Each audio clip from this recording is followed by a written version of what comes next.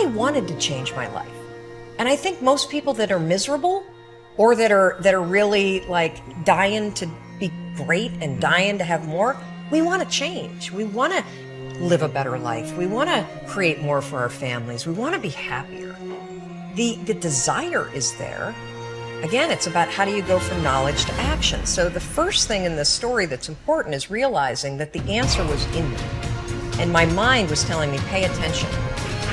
It's your job to push yourself. All performance, all improvement in personal performance begins with an improvement in your self-concept. All improvement in personal performance, in what you do on the outside, begins with an improvement in your self-concept, in your beliefs about yourself. When you change your beliefs about yourself on the inside, you change the reality of your life on the outside.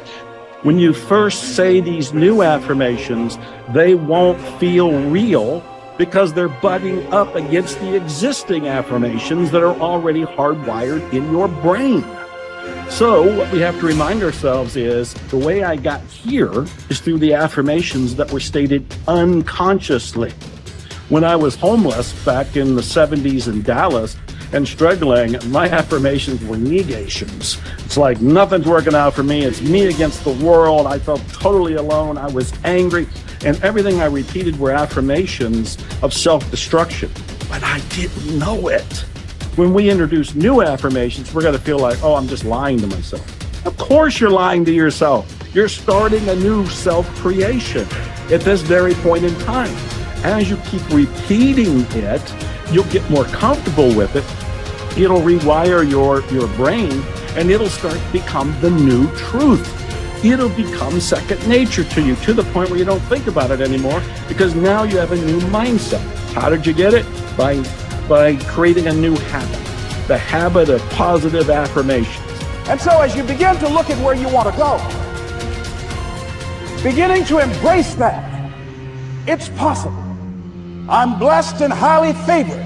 I've got a lot going for me. I got some good stuff in me. And it's possible that I can bring my greatness out here in the universe.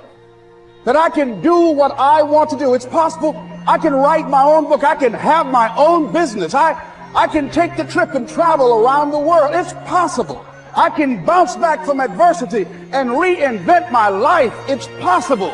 Regardless of where I am, that things can get better for me. It's possible.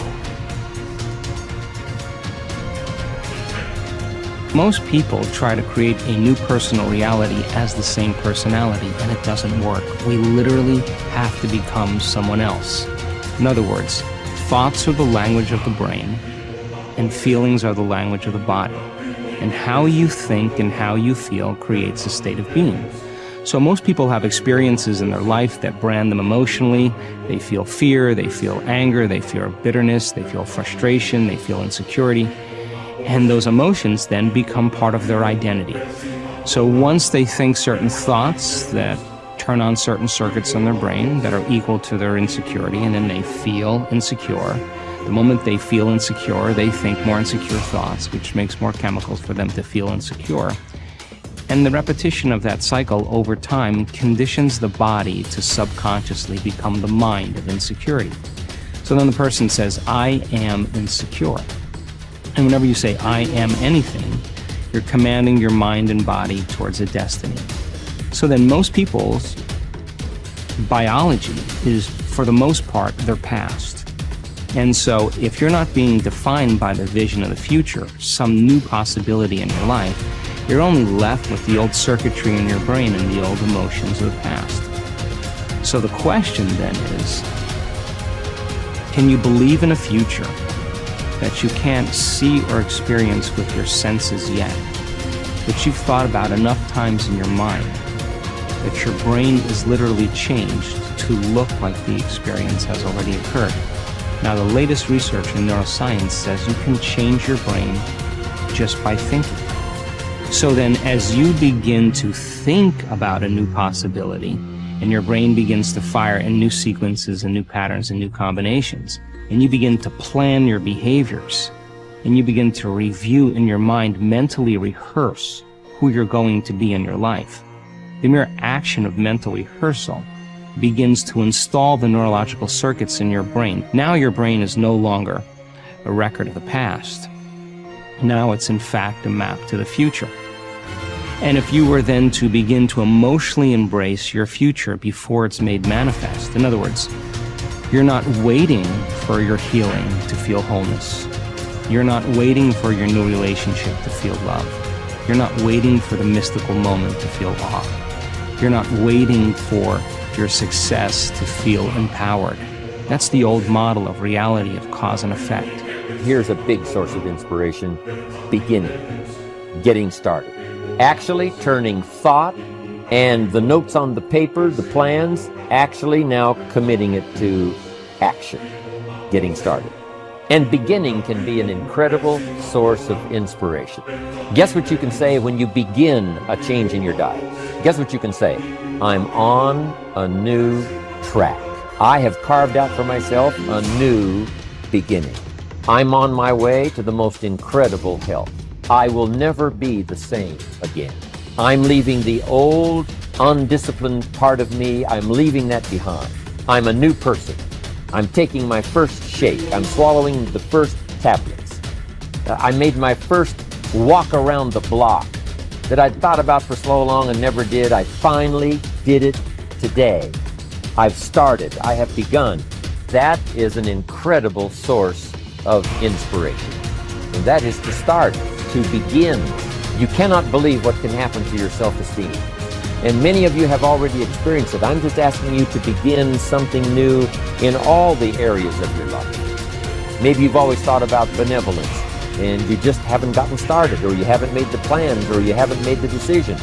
I'm asking you to start taking that stuff now that's in your head, that imagination, which is very powerful, and it's a great source of inspiration in itself. But then I'm asking you then to decide, use that inspiration. Then I'm asking you to make plans, begin to make plans, use that inspiration. And then if you take that first step, it can be the first step of an incredible journey. Ralph Waldo Emerson believed that anyone who had put their heart and soul into their work and had done their very best could hold their head up high.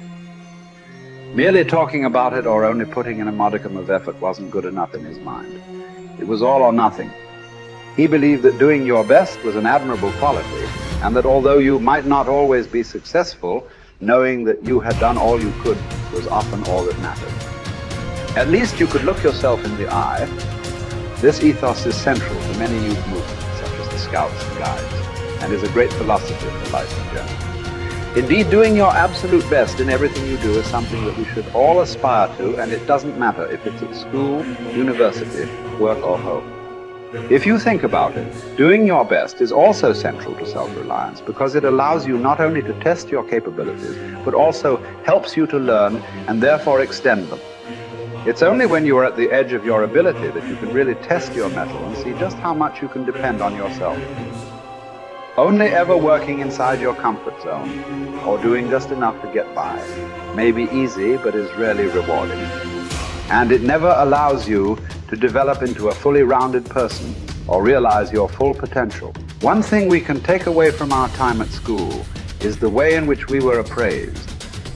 Although achievement was important, so was effort, and it was this that measured just how much of our heart and soul we put into our studies.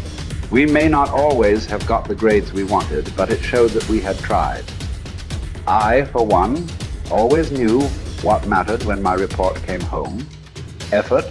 It's a shame we don't have a similar measurement system at work, as this would allow organizations to identify the true stars who put their heart and soul into their work, and who therefore want the company to succeed. When you are working on your next task, give it your full concentration and really put the effort in to produce the best possible end result. Even if it doesn't lead to glittering success, you should be proud of yourself for doing your very best. No man fails who does his best.